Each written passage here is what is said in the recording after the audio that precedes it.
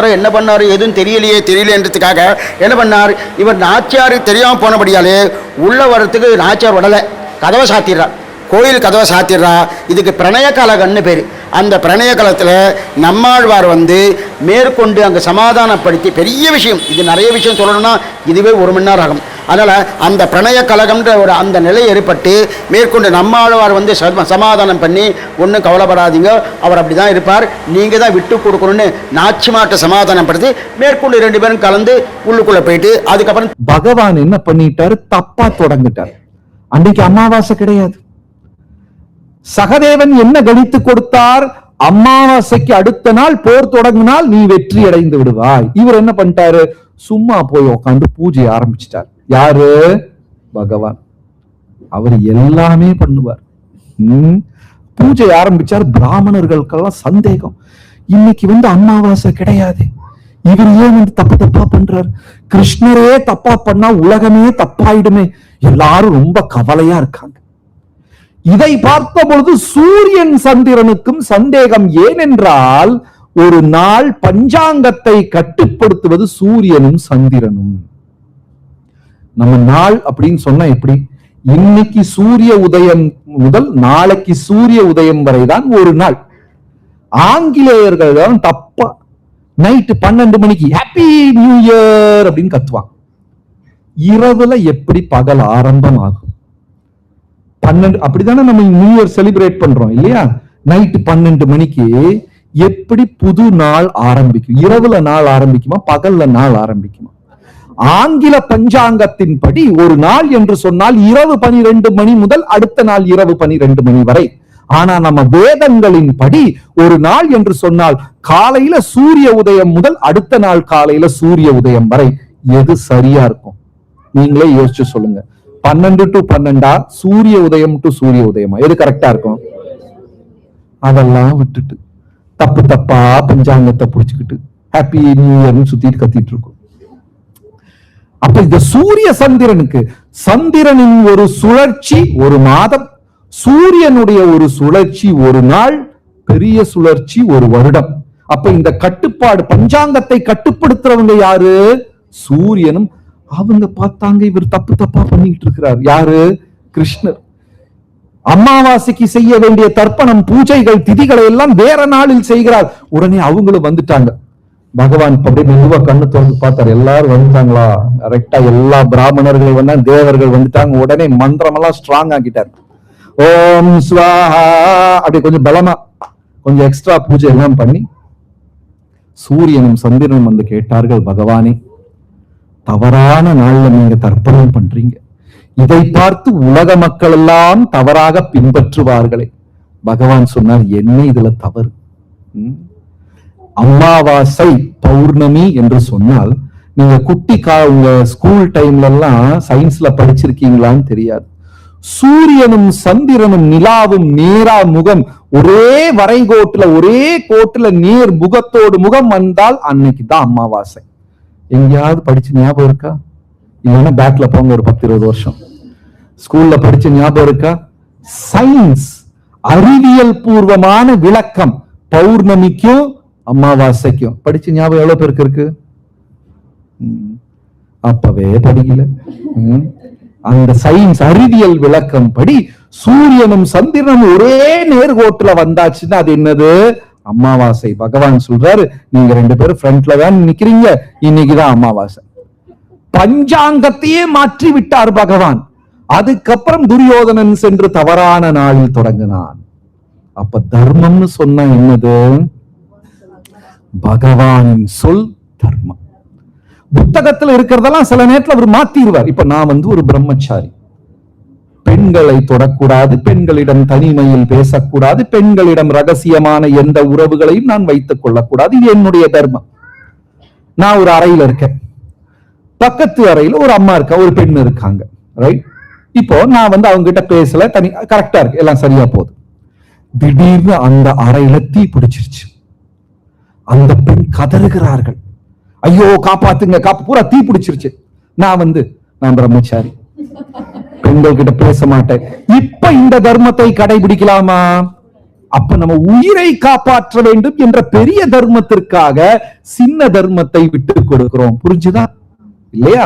அப்ப இந்த உலகத்தில் நிறைய தர்மங்கள் இருக்கிறது. ஆனா பகவான் சொல்லும் பொழுது இதற்கு விபரீதமாக, இதற்கு நேர்மாறாக இருந்தா நம்ம எதை கடைபிடிக்க வேண்டும்? பகவான் சொல்வதை கடைபிடிக்க வேண்டும். அதனால வேதங்கள்ல பகவான் என்ன சொல்றாருன்னா, கலிகாலத்துல எல்லாமே தப்பு தப்பாதான் இருக்கும். அதனால அந்த தர்மத்தை நான் ஹரிநாமத்தில் அடைத்து விட்டேன். அதனால்தான் ஹரிநாமத்தை கலியுக தர்மம் என்று சொல்லுகிறார். அந்த தர்மத்தை நான் எதுல வச்சு அடைச்சிட்டேன், பேக் பண்ணிட்டேன்? நாமத்துல வச்சு நான் பேக் பண்ணிட்டேன். அதனால நாம ஜபம் செய்பவர்கள் தர்மத்தை கடைபிடிக்கிறார்கள். புரிஞ்சுதா? இத சொல்றதுக்கு இவ்வளவு நேரம் ஆச்சு. இத முதல்ல சொல்லியிருந்தா இந்த 2 மணி நேரம் போயிருக்காது. பகவான் சொல்வது தர்மம். அந்த தர்மத்தை கலிகாலத்தில் ஹரிநாமத்தில் வைத்து விட்டார். அப்ப யாரெல்லாம் கலிகாலத்தில் ஹரிநாமத்தை ஜபம் செய்கிறார்களோ அவர்கள் எதை கடைபிடிக்க? தீர்த்தவாரி நடக்கும். தீர்த்தவாரிக்கு நடக்கிறதுக்கு முன்னாடி திருமஞ்சனவாகம் பெருமாறண்ண பிராட்டிமார்கண்ண அதே போல சக்கரத்தாழ்வார்ண்ண அவளுக்கு திருமஞ்சனமாகி அதுக்கு மேலே தீர்த்தவாரி உற்சவம். தீர்த்தவாரி உற்சவம்ன்றது புஷ்கரணி இருந்தால் புஷ்கரணி தீர்த்தவாரி ஆகும். புஷ்கரணி இல்லைன்னா ஒரு பெரிய பித்தளை அண்டா அல்லது வெள்ளி அண்டா அதில் தீர்த்தத்தை சேவித்து அது அபிமந்திரம் பண்ணி அதுக்குண்டான மந்திரோபதேசம் பண்ணி அந்த மந்திரரூபமாக அந்த தீர்த்தத்துக்கு பூர்ணமான சக்தியை கொடுத்து அந்த தீர்த்தத்தை சக்கரத்தாழ்வார் ஏழை பண்ணி அந்த தீர்த்தத்தால் சக்கரத்தாழ்வாருக்கு பூர்ணமான அந்த அபிஷேகம் பண்ணி அந்த தீர்த்தத்தை புரோக்ஷனம் பண்ணுறதான் தீர்த்தவாரி. தீர்த்தம்னா தீர்த்தம், வாரின்னா தீர்த்தம். அப்ப என்ன சுவாமி தீர்த்தம் தீர்த்தம்னா அந்த தீர்த்தமான பகவானுக்கே தீர்த்தம், நமக்கு புனித தன்னை ஆக்குவதுதான் தீர்த்தவாரி அப்படின்னு தெரிவிக்கிறார். தர்மத்தை கடைபிடிக்கிறார்கள் அர்ஜுனா. அதனால நீ தர்மத்தை கடைபிடிக்கும். தர்மம் து சாட்சாத் பகவத் பிரணீதம். பகவான் என்ன சொல்லுகிறாரோ அதுதான். 2 கேள்வி இருக்கும். ஒண்ணு, விஸ்வகர்மாக்கும் மாயா சூர்யாக்கும் என்ன தொடர்பு? விஸ்வகர்மாக்கும் மாயா சூர்யா என்ன தொடர்பு? அஸ்தினாபுரம் இந்திரபிரதேசம் உருவாக்குறது மாயா சூர்யாவா அல்லது இது விஸ்வகர்மாவா? தேவர்களுடைய உட்காருங்க பிரபு. அந்த மைக்க திரும்பி வாங்கிக்கோங்க. அடுத்த கேள்வி. தேவர்களுடைய சிற்பி விஸ்வகர்மா, அரக்கர்களுடைய சிற்பி மயன். இவங்க 2 பேரும், அதாவது தேவர்கள் வேற பிரிவு, அரக்கர்கள் வேற பிரிவு. தேவர்களின் குரு பிரகஸ்பதி, அரக்கர்களின் குரு சுக்ராச்சாரியர். தேவர்களுடைய சிற்பி விஸ்வகர்மா, அரக்கர்களுடைய சிற்பி மயன். இப்படி 2 பிரிவு. அந்த மயன் காண்டவ வனத்துல மாட்டிக்கொண்டதுனால, காண்டவ பிரஸ்தத்துல மாட்டிக்கொண்டதுனால அர்ஜுனன் அந்த தீ வச்சு அந்த மயனுக்கு விடுதலை கொடுத்ததுனால மயன் அந்த காண்டவ பிரஸ்தத்தை இந்திரபிரஸ்தமாக மாற்றி கொடுத்தார். அதை செய்தது மயன் தான். தேவர்கள் சிற்பி கிடையாது, அரக்கர்களின் சிற்பி. இந்த அரக்கர்களுடைய தனித்தன்மை என்னன்னா, அவர்களுக்கு மாயாஜால வித்தைகள் அதிகமாக தெரியும். அதனால் அப்படி ஒரு அரண்மனை செய்து கொடுத்தார்கள், ஒரு நகரத்தை உருவாக்கி கொடுத்தார்கள். பார்த்தா மக்களுக்கெல்லாம் பிரமிச்சு போயிடுவாங்க. அங்கதான் துரியோதனன் அந்த திறப்பு விழாவுக்கு அழைச்சாங்க. துரியோதனன் வந்தாரு, பார்த்தாரு, அங்க தண்ணியா இருந்தது.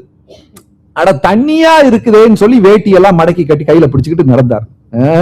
ஆனா அது நீர் கிடையாது, நிலம். உடனே எல்லாரும் சிரிச்சாங்க. அதுக்கப்புறம் அங்க அந்த பக்கம் என்ன பார்த்தார், நிலத்தை பார்த்தார். ஓ நிலம் தானேன்னு சொல்லி நடந்தாரு, தண்ணி உள்ள டமார்னு விழுந்தார். விழுந்த உடனே திரௌபதி தாயார் செய்த தவறு என்னன்னா, அரண்மனைக்கு மேல இருந்து அப்படி சிரிச்சிட்டாங்க. அதாவது ஏளனம் செய்யும் போது கொஞ்சம் ஜாக்கிரதையா இருக்கணும். நம்ம எவ்வளவு பேரு தேவையில்லாம ஒரு ஜோக் சொல்லி மாட்டியிருக்கோம்.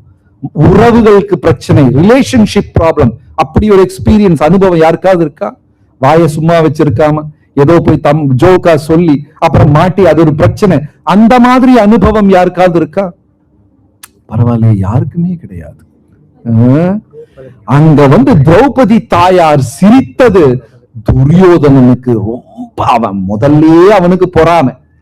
அந்த பொறாமை அதுக்கு அந்த நெருப்புல தீ எண்ணெய் ஊத்துன மாதிரி ஆகி போயிட்டது. இப்ப உங்களுக்கெல்லாம் ஒரு எக்ஸசைஸ், ஒரு கேள்வி. என்னது? எல்லாரும் ஒரு ஜோக் சொல்லணும். ஆனா அந்த ஜோக்ல இனி ஒருத்தரை தரக்குறைவாக பேச. நாரதருக்கே சந்தேகம் வந்துருச்சு. இப்படி நாராயண நாராயண நாராயண நாராயணாங்க பெருமாள்கிட்ட போனார். என்ன இப்படி நாராயணா சொல்ற, இதுக்கு என்ன அர்த்தம்னு. உடனே பெருமாள், இந்த காவேரி கரையில ஒரு புழு நெளிஞ்சின்னு இருக்கு, அது காதல சொல்லுன்னார். இவர் போய் சொன்னார், அது செத்து போச்சு. கொஞ்ச நாள் ஆச்சு, ஒரு பூச்சி பிறக்கிறது சொல்லுன்னார், அதுவும் செத்து போச்சு. கொஞ்ச நாள் ஆச்சு, இந்த காவேரி கரையிலே ஒரு மான் குட்டி விளையாடின்னு இருக்கு சொல்லுன்னார், அதுவும் செத்து போச்சு. இப்பதான் ஒரு கண்ணுக்குட்டி போட்டிருக்கு, போய் சொல்லுன்னார், அதுவும் செத்து போச்சு. பெருமாளை கும்பிட்டார். இது வரைக்கும் நான் அர்த்தம் தெரியாம சொன்னது தேவலாம், இது வரைக்கும் என்ன கலகக்காரன்னு தான் சொல்லிட்டான். இந்த சமாச்சாரம் தெரிஞ்சா கொலகாரம்பா, உம்மை நாமாக்கு இதான் அர்த்தம்னா ஆளை விட்டுடும்னா.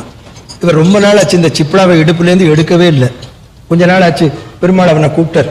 இந்த காசி ராஜாவுக்கு ரொம்ப நாள் கழிச்சு ஒரு ஆம்பளை குழந்தை பிறந்திருக்கு, 13 நாளாவது பேர் வைக்க போறான், இந்த குழந்தை காதல போய் சொல்லிட்டு வந்தார். அவர் கும்பிட்டார். இது வரைக்கும் நம்ம கொலை பண்ணதெல்லாம் லோ கிரேடு, இது ராஜா விட்டு குழந்தை, நம்மளை பாதாள ஜெயில வச்சுருவான், நீ போய் சொல்லுன்னார். இவன் போறார். இந்த வாசல்ல காவலாளி நிறுத்திவிட்டான். இவர் சிப்பிளாவை எடுத்தே நாளாச்சு. நீங்க யாருன்னு கேட்டான் காவலாளி. நான் தான் நாரதர், நீங்க என்னவோ சொல்லிட்டே வருவேளை, ஏன் சொல்லலைன்னா. உடனே அதுக்கு நாரதர் சொன்னார், நான் ஏதாவது சொன்னேன் பாடினேன்னா நீ அப்புறம் இப்படி நிக்க மாட்டடா, போயிடுவேன். அவனுக்கு ஒன்றும் புரியல. ராஜாட்ட போய் சொன்னான். ராஜா கூட்டின்னு வாங்கினார். உள்ள போனார், தொட்டில ஆட்டினர். எல்லாரையும் வெளியில போய் சொல்லிட்டு ஹரி ஓம் நாராயணாய நமகான்னர். இந்த குழந்தை எந்திருந்து உட்கார்ந்து பேசித்து 13 நாள குழந்தை. நாரத மகரிஷே, உமக்கு இன்னும் நாராயணன் நாமாவுக்கு அர்த்தம் புரியலையான்னு கேட்டது. வாய புதைச்சுன்னு கேட்டார். என்னன்னர்? புழுவான் நெளிஞ்சிருந்தேன், அப்ப கேட்டதுனால பூச்சி வயத்துல பிறந்தேன், அப்ப கேட்டதுனால மான் வயத்துல பிறந்தேன், அப்ப கேட்டதுனால பசு வயத்துல பிறந்தேன், அப்ப கேட்டதுனால இந்த மனுஷ ஜென்மா. ஒரு ஜென்மாவிலும் நீரே எனக்கு அஷ்டாட்சரத்தை உபதேசம் பண்ணீர், இனிமே ஜென்மாவே இல்லை. திருப்பதி வெங்கடேச பெருமாள் இப்படி ஒரு செயலை செய்வார் என்று யாரும் நினைத்திருக்க மாட்டார்கள். அப்படி வெங்கடேச பெருமாள் என்ன செய்தார் என்று தெரியுமா? திருப்பதி வெங்கடேச பெருமாளுக்கு சொந்தமான மலை கிடையாது. இப்பொழுது அவர் இருக்கும் திருப்பதி மலையானது வராக மலை என அழைக்கப்படுகிறது. விஷ்ணு பகவான் வராக மூர்த்தியாக அவதாரம் எடுத்துக்கூடிய அரக்கர்களின் பிடியில் இருந்த பூமியை ஆழ்கடலில் இருந்து மீட்டு உயிர்களை காப்பாற்றி கொண்டு வந்தார். இதை கண்ட தேவர்கள் அனைவரும் ஒன்று சேர்ந்து மீண்டும் பூமியில் இப்படி ஒரு அசம்பாவிதம் நடக்காமல் இருக்கவும், பூமியில் உள்ள உயிர்கள் பாதுகாப்பாக இருக்கவும் வராகமூர்த்தியை பூமியிலேயே தங்கும்படி கூறினார்கள். வராகமூர்த்தியும் அவர்களின் வேண்டுகோளை ஏற்று ஒரு மலையின் மீது தங்கினார். அந்த மலைதான் வராக சேஸ்திரம் என்கிற திருப்பதி மலை. பிறகு லட்சுமி தேவியை தேடி விஷ்ணு பகவான் வெங்கடேச பெருமாளாக அவதாரம் எடுத்து பூமிக்கு வந்தபோது அவர் முதலில் பார்த்த இடம்தான் இந்த திருப்பதி மலை. அப்போது வெங்கடேச பெருமாள் அங்கிருந்த வராகமூர்த்தியிடம் சென்று தன்னுடைய சோகமான கதையை கூறி இந்த மலையின் மீது தங்க அனுமதி வேண்டும் என கேட்டார். வராகமூர்த்தியோ, நீங்கள் இங்கு தங்க வேண்டும் எனில் எனக்கு காணிக்கை கொடுக்க வேண்டும் என கேட்டார். வெங்கடேச பெருமாள், நான் லட்சுமி தேவியை தொலைத்ததால் என்னிடம் காணிக்கை ஏதுமில்லை, அதற்கு பதிலாக நான் உங்களுக்கு ஒரு வாக்கு தருகிறேன். அதாவது திருப்பதி மலைக்கு என்னை தரிசிக்க வரும் பக்தர்கள் முதலில் வராகமூர்த்தியான உங்களை தரிசித்த பிறகுதான் என்னை வந்து பார்ப்பார்கள் என வாக்களித்தார். அதன் பிறகு வெங்கடேச பெருமாள் திருப்பதி மலையின் மீது நிரந்தரமாக குடிகொண்டார். திருமலையின் வடக்கு பகுதியில் தான் வராகமூர்த்தியின் சன்னதி உள்ளது. இந்த வராகமூர்த்தியை வணங்கிவிட்டு சென்றால்தான் திருப்பதியின் முழு யாத்திரையின் பலனும் கிடைக்கும் என்பது ஐதீகம். மேலும் வீடியோவை லைக் செய்து ஓம் வராகமூர்த்தியை நம என்று கமெண்ட் செய்து லைக் அண்ட் சப்ஸ்கிரைப் பண்ணிக்கோங்க.